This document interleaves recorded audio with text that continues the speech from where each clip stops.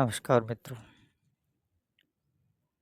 आज हम चर्चा करेंगे आरपीएससी सेकंड ग्रेड का जो नया सिलेबस आया है जीके वाला, उसके बारे में। देखो, उसमें बहुत सारा चेंज हुआ है अभी, तो उस चेंज की अपन चर्चा कर लेते हैं। देखो क्या क्या चेंज हुआ है। फर्स्ट पार्ट है geographical, historical, cultural and Rajasthan का जीके। ठीक है।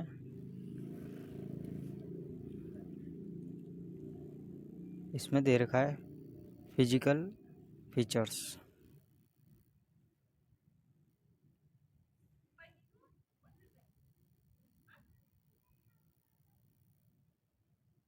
इसमें देखो, इसमें दे रखा है फिजिकल फीचर्स, भौतिक प्रदेश अपने राजस्थान का ज्योग्राफी का है।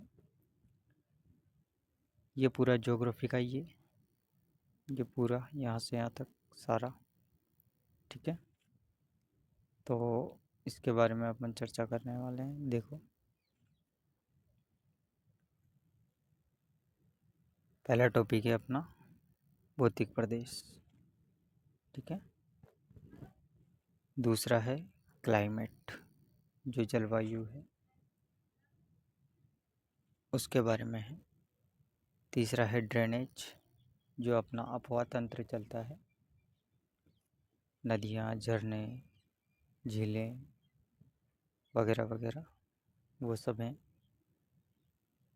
नेचुरल वेजिटेशन, प्राकृतिक जो वनस्पति है उसके बारे में है। फिर आ जाता है अपना एग्रीकल्चर, जो अपनी कृषि है उसके बारे में है। फिर लाइव स्टॉक आ जाएगा, पशुपालन, बकरियां, भेड़ पूछी जाते हैं। बहुत सारे क्वेश्चन आते हैं और बहुत अच्छे से क्वेश्चन आते हैं। भेड़ पालन, ठीक है, बकरी पालन, ऊँट ऊँट पालन, इनसे आजकल बहुत ज़्यादा ट्रेंडिंग में है ये वाला टॉपिक। फिर आते हैं डेयरी डेवलपमेंट से, कभी कभार क्वेश्चन देखने को मिलता है। फिर आते हैं अपन डेमोग्राफिक करेक्टरिस्टिक की, जनसांख्यिकी बोल सकते हैं अपन इसको, उसके बारे में है। फिर अपन चर्चा करेंगे ट्राइब्स के बारे में, जनजाति, इंडस्ट्रीज, उद्योग हैं अपने जितने भी, उनके बारे में। Tourism and major tourist centres, अपने जो पर्यटन हैं उसके बारे में, और जो भी पर्यटन के प्रमुख केंद्र माने जाते हैं उनके बारे में अपन विस्तृत रूप से चर्चा करेंगे।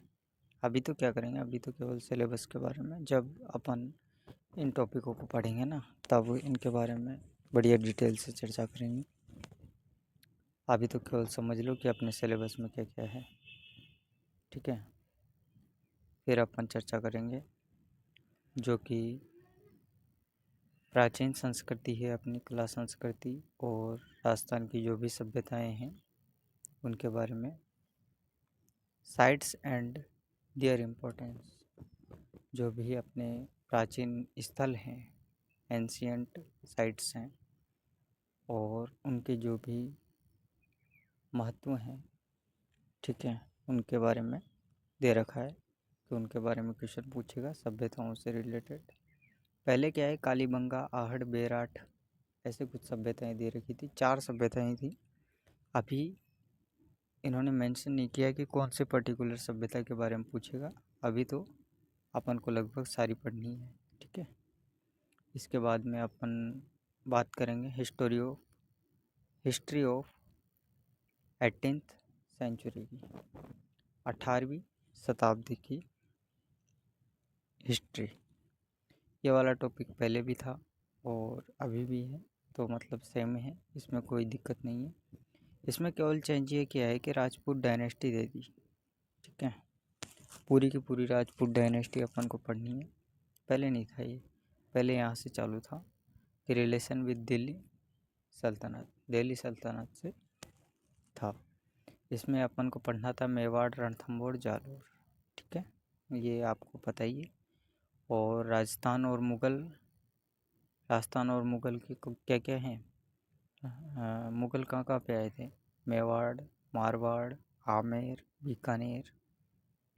और अब इनमें मेन क्या है? सांगा, प्रताप, मानसिंह, आमेर के जानते हो आप।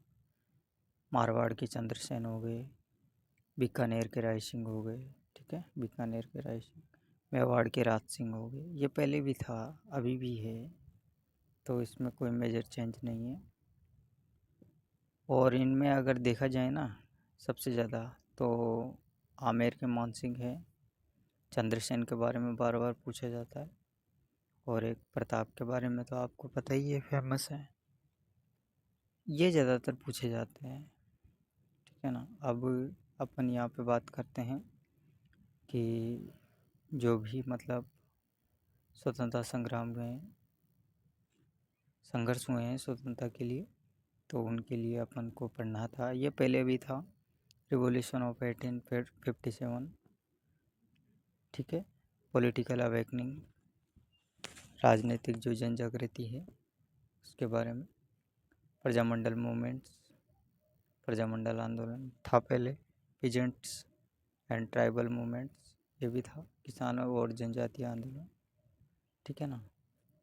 अगर आपको कोई चीज़ समझ में नहीं आती है इंग्लिश में, तो आप हिंदी में लिख सकते हैं उसको। ठीक है ना। और सिलेबस लिख के रखना, जीके का और आपके सब्जेक्ट का, दोनों का, क्योंकि सिलेबस बगैर कुछ भी नहीं है। अब बात करते हैं इंटीग्रेशन ऑफ राजस्थान की। राजस्थान का जो एकीकरण था, ये पहले भी टॉपिक था और अब भी है। और आजकल नए नए क्वेश्चन पता नहीं कहाँ कहाँ से ढूंढ ढूंढ के निकाल के लेके आते। ठीक है ना। तो टाइम भी बहुत लेते हैं ऐसे टॉपिक। अब बात करते हैं सोसाइटी एंड रिलीजन की। समाज और धर्म। लोक देवता देवियाँ पहले भी था, अब भी हैं। संत हैं। आर्किटेक्चर में टेम्पल पूछेगा, फोर्ट्स पूछेगा, मंदिर, महल, पैलेस। फोर्ट्स यानी किले, ठीक है, पैलेस यानी महल, और मोनूमेंट्स यानी स्मारक, ये पूछेगा। ठीक है। फिर पेंटिंग्स में तो आपको पता है, वेरियस स्कूल,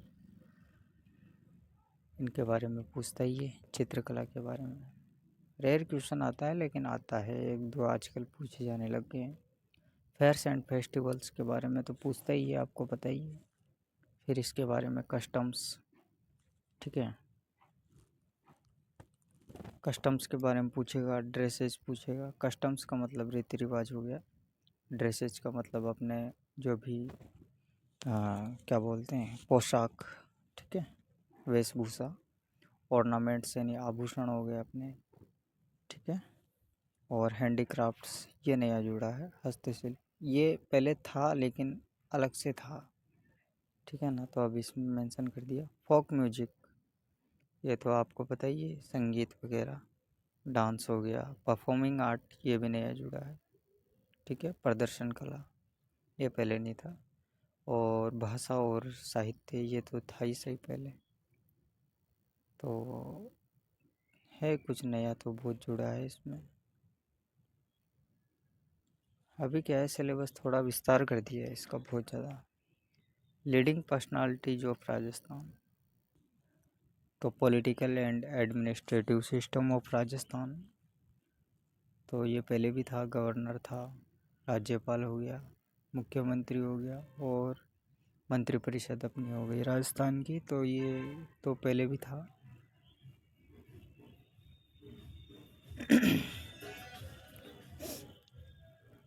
इसके बाद में अपने पास हैं स्टेट लेजिस्लेटिव असेंबली, राज्य की जो विधानसभा है उसके बारे में। हाई कोर्ट और सबऑर्डिनेट कोर्ट। ठीक है ना, उच्च न्यायालय और अधीनस्थ न्यायालय।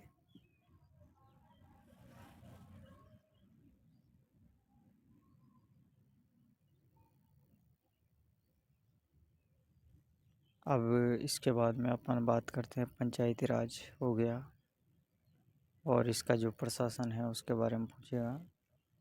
Urban local self government and it's administration, जो भी अपने लोकल होते हैं।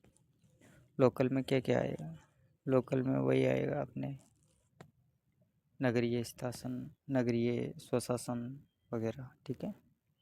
इसके बाद में है स्टेट सेक्रेटेरिएट, डिविजनल कमिश्नर और डिस्ट्रिक्ट एडमिनिस्ट्रेशन,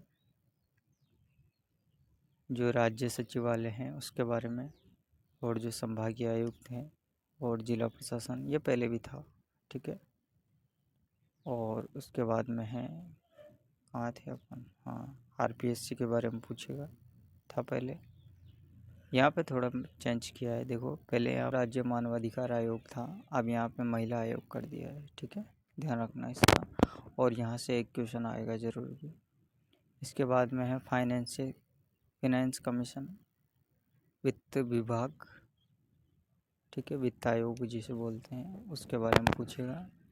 और इलेक्शन कमीशन, ठीक है, निर्वाचन आयोग के बारे में पूछेगा। लोकायुक्त के बारे में पूछ लेगा। और ये क्या है? ये है विधिक प्राधिकरण केंद्र, ठीक है, राज्य का जो विधिक प्राधिकरण केंद्र है उसके बारे में पूछेगा, ठीक है ना। और ये तो अपना करंट अफेयर्स आ गया। करंट अफेयर्स में आपको पता ही है कि क्या पढ़ना है। इम्पोर्टेंट पर्सन पूछते हैं वो, जो भी चर्चा में रहते हैं, प्लेसेस जो भी मतलब स्थान वगैरह, और जो भी अपने अभी मुद्दे चल रहे हैं करंट इश्यूज, उनके बारे में पूछते हैं। जो भी नई स्कीम आती है उनके बारे में पूछते हैं।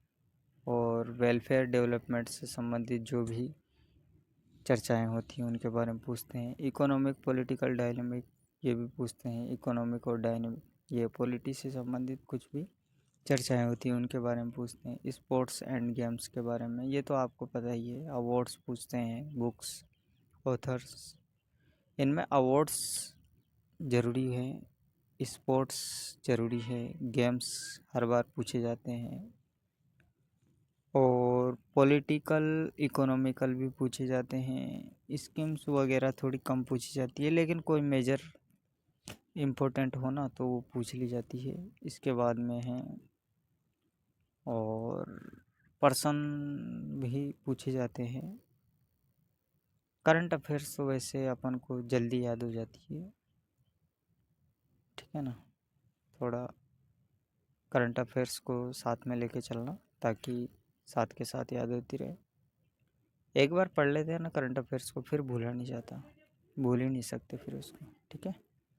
इसके बाद में है वर्ल्ड और इंडिया की ज्योग्राफी, जीके, हाँ ज्योग्राफी है। अब इसमें आ जाते हैं कॉन्टिनेंट्स, महाद्वीप हो गया, ओशियंस, महासागर हो गए, और उनके जो भी और ग्लोबल विंड सिस्टम, वैश्विक जो पवन तंत्र है, ये भी दे रखा है। और एनवायरमेंटल इश्यूज, पर्यावरणीय जो भी मुद्दे हैं वो भी दे रखे हैं सिलेबस में अपने। और उनके जो भी स्ट्रैटेजी हैं, जो भी उनकी रणनीतियां हैं, वो भी सिलेबस में हैं। ये क्या है ना, थोड़ा मतलब स्पेसिफिक टॉपिक नहीं दे रखा है, पूरा पढ़ना है अपन को, ठीक है। इसके लिए मैं आपको एक सॉल्यूशन बताऊंगा जिसमें आपको ज़्यादा पढ़ना नहीं है, लेकिन एग्जाम में क्वेश्चन आ जाएगा वैसा, ठीक है ना। अब बात करते हैं जो भी अपने प्रमुख मानव जो व्यवसाय हैं, ऑक्यूपेशन, व्यवसाय होता है, तो इनके बारे में भी दे रखा है कि ये भी पूछेंगे। और जो जनसंख्या वितरण है और जो प्रवासन है उसके बारे में भी पूछ लेंगे वो, ठीक है ना। ये पहले भी थे और अब भी हैं, ज़्यादा चेंज नहीं हुआ मतलब। इंडिया के बारे में दे रखा है फिजिकल फीचर्स, ठीक है।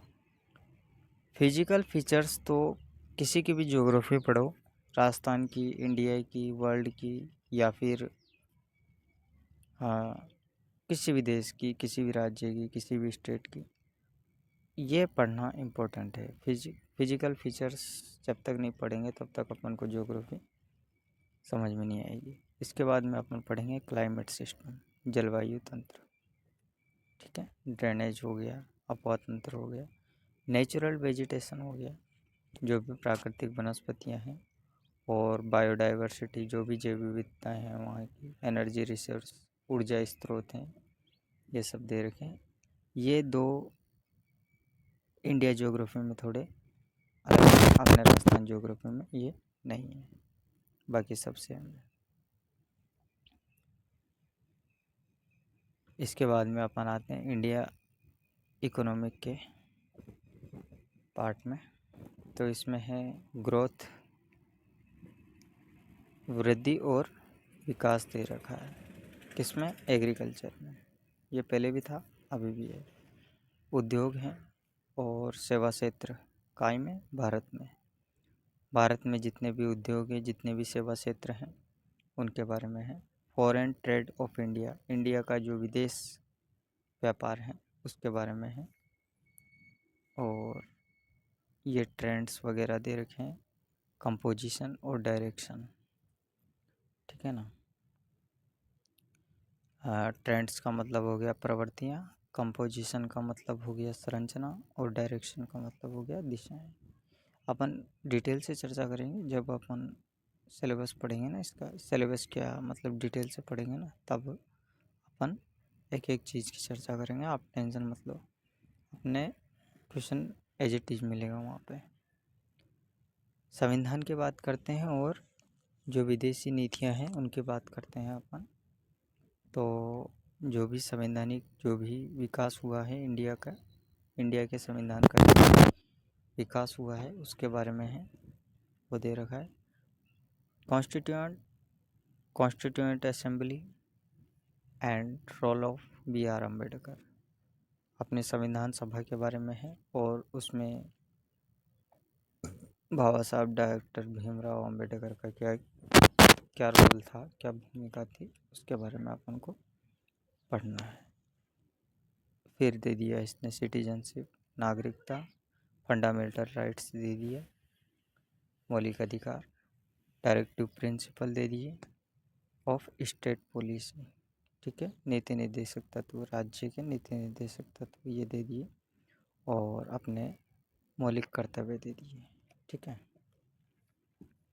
फिर इसके बाद में ये कौन है? प्रेसिडेंट, राष्ट्रपति, उपराष्ट्रपति, प्रधानमंत्री और मंत्रिपरिषद इंडिया की, ठीक है। ये पढ़ना है अपन को। पार्लियामेंट दे दिया, संसद होगी, सुप्रीम कोर्ट हो गया, अपना इलेक्शन कमीशन हो गया, ठीक है। ये पढ़ना है। इसके बाद में है जो भी फॉरेन पॉलिसी है, फॉरेन पॉलिसी की जो भी प्रमुखताएं हैं, जो भी विशेषताएं हैं, इंडिया की जो फॉरेन पॉलिसी है उसके जो भी सिद्धांत वगैरह हैं वो सब पढ़ने हैं, ठीक है। और कंट्रीब्यूशन ऑफ जवाहरलाल नेहरू का योगदान पढ़ना है अपन को संविधान में। और इंडिया के जो भी रिलेशन है किसके साथ में, जो भी बड़ी शक्तियां हैं, जो भी पावरफुल शक्तियां हैं, किसके? नेबरिंग कंट्रीज की, अपने आसपास के देशों के लिए जो भी अपने शक्तियाँ यूज में लेते हैं उनके बारे में अपन को डिटेल से पढ़ना है। कंटेम्प्ररी इश्यूज एंड चैलेंजेस, और जो भी अपने मुद्दे और चुनौतियां हैं उनके बारे में भी अपन को पढ़ना है, ठीक है। अब बात करते हैं साइकोलॉजी की। देखो, एजुकेशनल साइकोलॉजी का पार्ट दे रखा है, तो इसमें है सबसे पहले है नेचर। क्या दे रखा है? नेचर, प्रकृति दे रखी है। इसमें प्रकृति के बारे में पढ़ेंगे, स्कोप क्षेत्र के बारे में पढ़ेंगे, इम्प्लीकेशन फॉर इफेक्टिव टीचिंग, कि शिक्षण को प्रभावी कैसे बनाया जाए उसके बारे में भी अपन पढ़ेंगे कि क्या क्या अपन को इम्प्लीफाई करना है, ठीक है, क्या क्या अप्लाई करना है अपने लाइफ के अंदर, अपने व्यवहार के अंदर। होलिस्टिक डेवलपमेंट ऑफ लर्नर, ये पढ़ना है अपन को। इसका क्या है? इसका है कि होलिस्टिक डेवलपमेंट ऑफ लर्नर, शिक्षार्थी का जो समग्र विकास है वो करना है। होलिस्टिक यानी समग्र विकास करना है। किसका? लर्नर का। लर्नर कौन है? शिक्षार्थी, मतलब स्टूडेंट। ठीक है। Concept and principles of development, जो विकास के कंसेप्ट हैं, ठीक है ना, किसके? विकास के जो कंसेप्ट हैं उनको पढ़ना है अपन को। और कॉग्निटिव, संज्ञानात्मक, सोशल मोरल, सोशल सामाजिक हो गया। इसके बाद में मोरल नैतिक हो गया। इमोशनल भावनात्मक हो गया। लिंग्विस्टिक भाषाई हो गया। और फिजिकल डेवलपमेंट, ये क्या हो गया? ये हो गया शारीरिक हो गया। ठीक है। इनके बारे में अपन को, इनके सभी के विकास के बारे में अपन को पढ़ना है। इसके बाद में अपन देखेंगे अधिगम, लर्निंग। लर्निंग में अपन देखेंगे अर्थ के बारे में और प्रकार के बारे में देखेंगे। ठीक है। इसके बाद में जो भी व्यवहारिक दृष्टिकोण है अपना और सामाजिक दृष्टिकोण है उसके बारे में भी अपन पढ़ेंगे। और फिर देखेंगे कंस्ट्रक्टिविस्ट अप्रोच टू लर्निंग, सीखने के लिए जो भी रचनावादी दृष्टिकोण है अपना, ठीक है ना, वो उसके बारे में पढ़ना है। Factors affecting learning and implications for a teacher, जो भी टीचर के लिए अधिगम को प्रभावित करने वाले कारक हैं, ठीक है, उनको भी अपन पढ़ेंगे कि कौन कौन से अपनाने हैं, क्या क्या, कौन कौन से फैक्टर हैं, उनको बारे में अपन को डिटेल से पढ़। पर्सनालिटी में अपन देखेंगे। इसके बाद में पर्सनालिटी है तो पर्सनालिटी में अपन देखेंगे मीनिंग, थियरीज, अर्थ और उसके सिद्धांत वगैरह, मेजरमेंट्स, मापन वगैरह देखेंगे, एडजस्टमेंट, समायोजन देखेंगे और उसका मानसिक हेल्थ के बारे में अपन उसकी चर्चा करेंगे। ठीक है। इंटेलिजेंस एंड क्रिएटिविटी हो गई, बुद्धिमत्ता और रचनात्मकता की बात है इसमें। तो सिलेबस काफ़ी अच्छा है। हाँ, पहले भी था ये तो हालांकि, लेकिन अच्छा सिलेबस लग रहा है। इसके बाद में अपन देखेंगे बुद्धिमत्ता और रचनात्मकता, अर्थ हो गया, सिद्धांत हो गए, इसका भी मेजरमेंट हो गया। और अधिगम में भूमिका है, इमोशनल इंटेलिजेंस, भावनात्मक जो बुद्धिमत्ता है उसके बारे में, कंसेप्ट एंड प्रैक्टिसेस।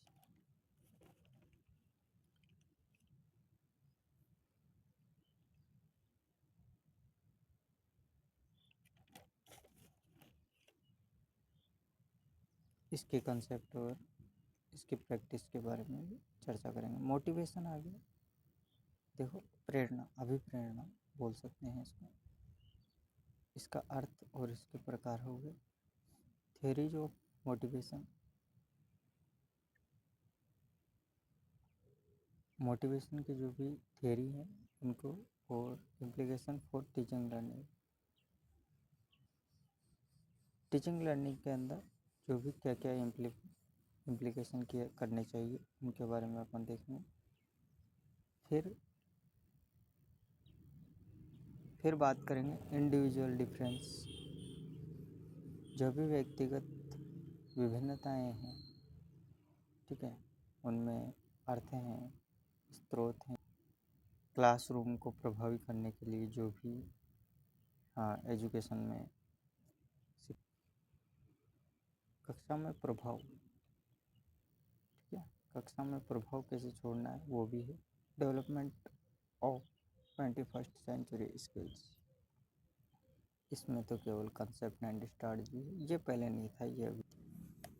तो ये था अपना सेकंड ग्रेड का जीके का सिलेबस। ठीक है। और अब अपन इसकी क्लासेस स्टार्ट करेंगे। फ्री ऑफ कॉस्ट है बिल्कुल आपके। और ऐसा नहीं है कि अपन टाइम पास वगैरह करेंगे, अपन डिटेल्ड बिल्कुल पढ़ेंगे, प्रीवियस ईयर के क्वेश्चन भी देखेंगे। और एक मतलब आपको देखना, आप क्लासेस फ्री में बिल्कुल मुफ्त क्लासेस चलेगी, और कंटेंट ऐसा मिलेगा ना कि डायरेक्ट टच, किससे टच, पेपर से टच, ठीक है। और अपनी बात हुई थी कि अपन इस सिलेबस को मतलब लेंथी था, अपने जो इंडिया और वर्ल्ड की ज्योग्राफी वाला अभी अपन ने देखा था सिलेबस, उस दौरान अभी मैंने बताया था कि मैं आपको ऐसा तरीका बताऊंगा। वो तरीका यही है, किसी भी एग्ज़ाम को क्रैक करने के लिए इंडिया और सॉरी उस एग्ज़ाम का पिछले जो भी एग्ज़ाम हुए हैं, पिछले जितने भी एग्ज़ाम हुए हैं उससे उससे रिलेटेड, या जिस भी एग्ज़ाम का सिलेबस अपने सिलेबस से मिलता जुलता है, जैसे सेकंड ग्रेड का हो गया तो सेकंड ग्रेड और रेट का थोड़ा बहुत मिलता जुलता है, और सेकंड ग्रेड का जीके ले लो और आरएस का जीके ले लो, इसमें भी बहुत चीज़ें मिलती जुलती है, लेकिन आरएस का सिलेबस थोड़ा लेंदी है, ठीक है। तो वो चीज़ें छोड़नी है, ठीक है ना। कौन सी चीज़ें छोड़नी है, लेवल वही रहेगा आरएस का, इसलिए मैंने आरएस का नाम लिया है। सिलेबस में काफ़ी डिफरेंस है लेकिन लेवल वही रहेगा, ठीक है ना। आप आरएस के एग्ज़ाम में बैठोगे और सेकंड ग्रेड के एग्ज़ाम में बैठोगे तो ज़्यादा डिफरेंस नहीं लगेगा आपको। आपको ये लगेगा कि आरएस का एग्ज़ाम शायद लो लेवल का आ रहा है, उससे भी अपर लेवल का ये सेकंड ग्रेड का एग्ज़ाम आ रहा है। और सेकंड ग्रेड की क्या, मैं तो आजकल हर एग्ज़ाम में ऐसा ही देख रहा हूँ, बहुत लेवल बढ़ चुके हैं, स्टूडेंटों के हालत ख़राब हो जाती है वहाँ पे। तो अपन तरीका कुछ ऐसा ही अपनाएंगे कि कम टाइम में ज़्यादा चीज़ें मिले, और चीज़ें वही पढ़नी है जो एग्ज़ाम में आए। फालतू कचरा पढ़ने से कोई मतलब नहीं है। आपने देख लिया कि अभी कितनी बड़ी बड़ी कोचिंगों के नाम खराब हो रहे, आपने देख लिया। मतलब भी नहीं है कुछ इतने पैसे वेस्ट करने से, क्योंकि स्टूडेंट अपना समय दे रहा है, अपने पैसे दे रहा है, फिर भी उनका सिलेक्शन नहीं हो रहा है, तो समझना चाहिए कि हाँ, अपन को थोड़ी रणनीति चेंज करनी होगी पढ़ने की, अगर सिलेक्शन लेना है तो। और अगर टाइम पास ही करना है तो फिर कंटिन्यू। और दिमाग में आप ऐसे मत आने देना कि यार फ्री क्लास है तो कंटेंट अच्छा नहीं मिलेगा। कंटेंट का तो देखो, एग्ज़ाम से पहले तो क्या पता चलेगा। अगर आपको चेक करना है तो प्रीवियस ईयर के क्वेश्चन देख लेना, सेकंड ग्रेड के। अगर आपको ऐसा लगे कि हाँ चीज़ें टच हो रही है तो अच्छा रहेगा, ठीक है ना। अब एक क्लास और डलेगी। हाँ, पहले अपन सिलेबस निपटाएंगे सभी सब्जेक्टों की। अपन इंग्लिश का सिलेबस देखेंगे अगले वीडियो के अंदर, फिर हिंदी का सिलेबस देखेंगे, फिर संस्कृत का सिलेबस देखेंगे। बस, बाकी की ज़रूरत हो तो आप बता देना, फिर उस हिसाब से बात करेंगे। लेकिन मेरा तो अभी विचार यही है कि इंग्लिश का सिलेबस डालेंगे, संस्कृत का सिलेबस डालेंगे और हिंदी का सिलेबस डालेंगे, ठीक है ना। और अपने जो क्लासें होंगी ना वो भी इंग्लिश की चलेगी, जीके की चलेगी। और संस्कृत की तो जैसे अगर टाइम मिल जाएगा तो चलाएंगे, नहीं तो स्किप रखेंगे। अगर स्टूडेंट हो जाते हैं कि संस्कृत की भी चलाओ तो फिर करेंगे मैनेज, लेकिन अभी फ़िलहाल तो जीके और इंग्लिश की है, ठीक है ना। तो थोड़ा देख लेना आप और तैयारी में लग जाओ, यही कहने का है। मैं तो यही कहूँगा, क्योंकि फालतू इधर उधर रहने से कोई मतलब नहीं है, भटकने से। इससे बढ़िया है अपना फोकस एक जगह पे करो। सरकार कितनी सारी वैकेंसी निकालती है, सारी वैकेंसी एक साथ आती है, आदमी का दिमाग ख़राब हो जाता है। तो ऐसे दिमाग नहीं ख़राब करना है, अपना टारगेट बनाओ कि अपन को किस चीज़ की तैयारी करनी है। मैं ये नहीं कह रहा सेकंड ग्रेड की करो, आप किसी भी चीज़ की करो, आप चाहे फोर्थ ग्रेड की करो, किसी की भी करो। मैं किसी भी वैकेंसी को सही गलत नहीं बता रहा, मैं केवल इतना कह रहा हूँ, एक चीज़ पे टारगेट रखो अपना, एक चीज़ पे फोकस करोगे ना तो बहुत सारे एग्ज़ाम ऐसे क्रैक हो जाएंगे, ठीक है ना। और यही है अभी तो, आगे देखेंगे। अब मैं सप्ताह में 3 दिन वीडियो डालूँगा, सोमवार, बुधवार और शुक्रवार को, ठीक है ना। क्योंकि इतना ही टाइम मिल पाएगा, लेकिन जीके का और इंग्लिश का दोनों का डल जाएगा वीडियो, ठीक है। शाम को 5 बजे आ जाएगा, 5 से 7 के बीच में। अभी क्या है, टाइम का थोड़ा मैनेजमेंट गड़बड़ाएगा, लेकिन 5 से 7 के बीच में ज़रूर डल जाएगा, ठीक है ना।